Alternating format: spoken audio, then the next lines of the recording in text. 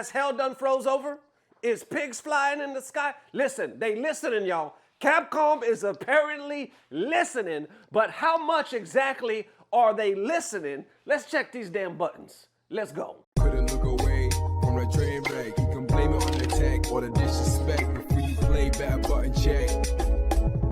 Button check. What is up, Butt Check family? Welcome back to this beautiful Friday, this weekend set of buttons, and we are starting it off with a damn banger. I plan to talk about Evo France, which more than likely I'll do that for the second video today, sometime tonight. But Capcom, we got breaking news. Apparently they are listening. They posted this a few hours ago by the time I'm recording this, and they have an update. You know, the biggest thing has been this pay-per-view thing.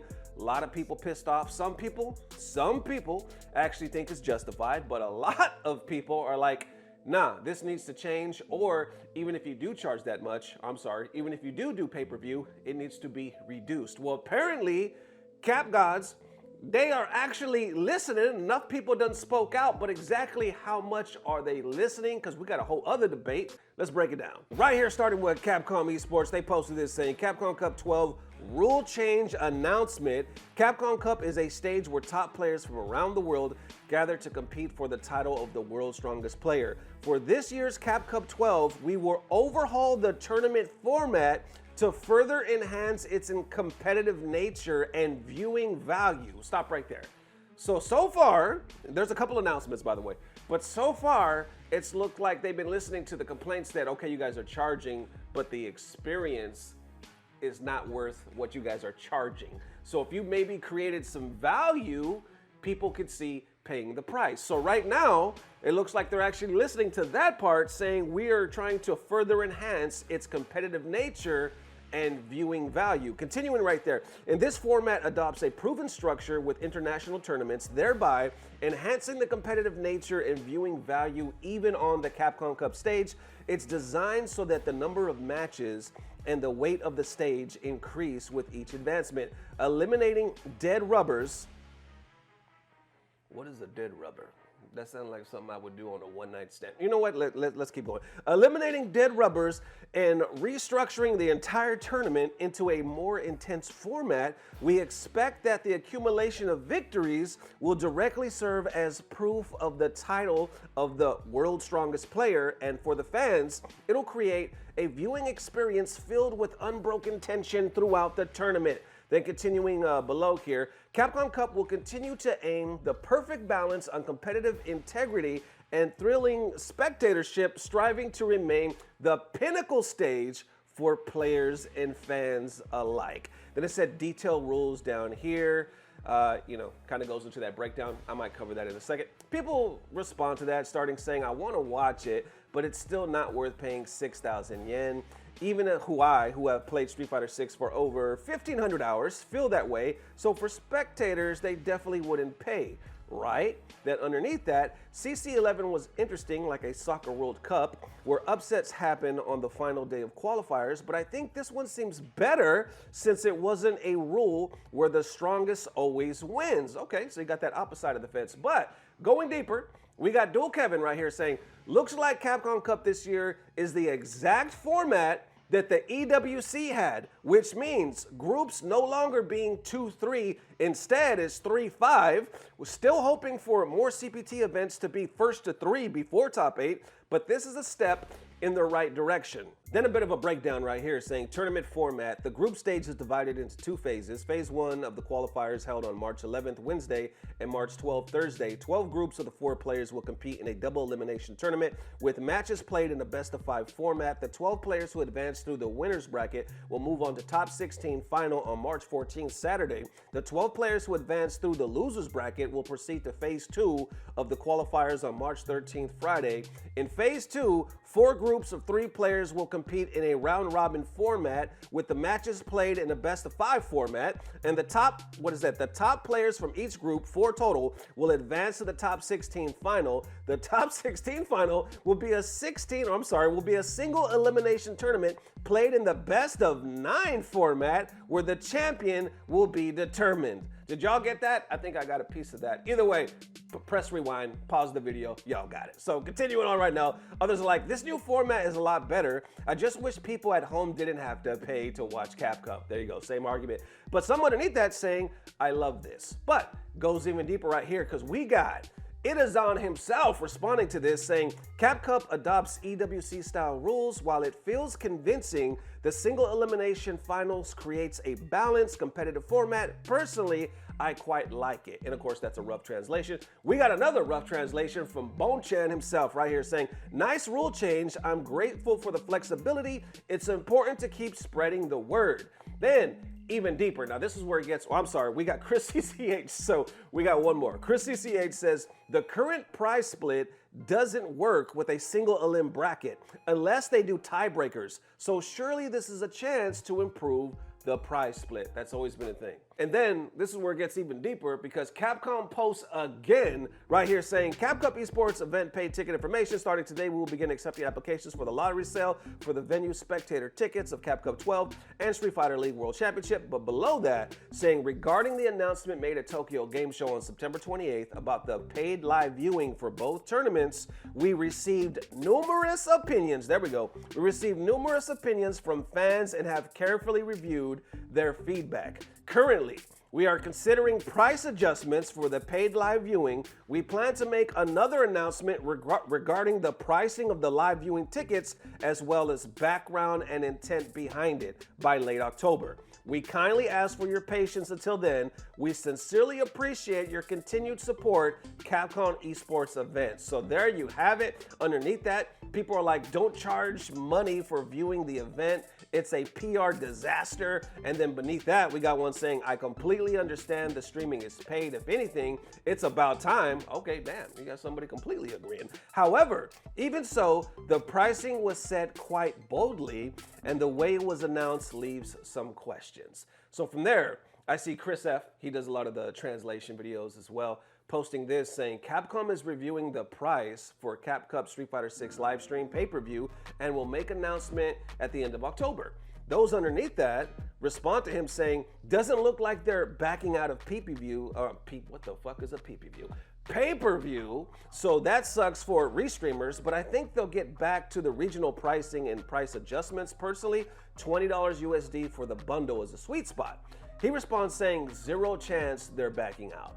Others saying they're not changing anything about PPV. The post only says that they will try to explain the price in context, etc. But still, no one in esports does that. I am not buying this shit no matter what are the excuses. Chris says, then why does this line say, we are currently entering the process of considering price adjustments regarding the paid live viewing? He responds saying, it's still PPV. Maybe they will lower the price, but it'll still be PPV. Wrapping it up right here, quote retweeting all that, saying, we apologize for causing you concern. The following comment has been issued to Capcom Esports and we are very sorry for the delay, but please wait a little longer. There you have it. So literally right off that tweet that we just read, they posted this saying, we're sorry for the concern. Others responding underneath that, which by the way, these are some rough translations saying the problem is the way the timing of the announcement before stuff like charging money and setting prices. Why the hell is it some kind of sneak attack announcement in the middle of the season and monetizing online broadcasts of the World Championship? This is a letter of challenge to the other famous esports titles, or perhaps it's a judgment that this is the limit of Street Fighter 6 and they're ready to move on. Frankly, I feel that Street Fighter 6 is only popular in Japan right now, while other countries are just getting started. So deciding to go paid is, as Menace says, premature. And there you have it. All right, so damn, they actually are listening. We have heard time and time again since the original announcement that they don't care about us no more. Japan just cares about Japan. They're focusing on that audience. It's booming. Their content creators are going through the roof. They've already been doing this with Street Fighter League, so it kind of just makes sense that they do it for everything else. But then the question comes into, wait, so does that mean that Capcom is always going to be in Japan now? Or when it goes to the next country, are they going to do pay-per-view as well? Like, what really happens from this? And then a lot of people obviously gave blowback saying, we're not paying $40 to watch this shit or whatever we gotta pay. It's not worth it. We even had Daigo himself speak out saying, you guys are doing this, but you're not adding value. It's not entertaining enough to watch, especially at this price. Now, you have Capcom saying, we've heard your feedback and we're gonna do it better action-packed, kind of like EWC, and we're gonna make value for the audience. And we'll probably give you some more updates later. So there, obviously it looks like we're not technically changing the pay-per-view. We're just gonna make it more action-packed because we heard what you said. We heard what Daigo said. A lot of people said the value, you gotta add value. So we'll do that. But on that last statement, they also said they're reconsidering. Let me pull that up again. Currently considering price adjustments for the paid live viewing. Now you saw some responding to that saying, okay, that's cool. Maybe they do more regional prices. $20 would be the sweet spot. How you feel about that?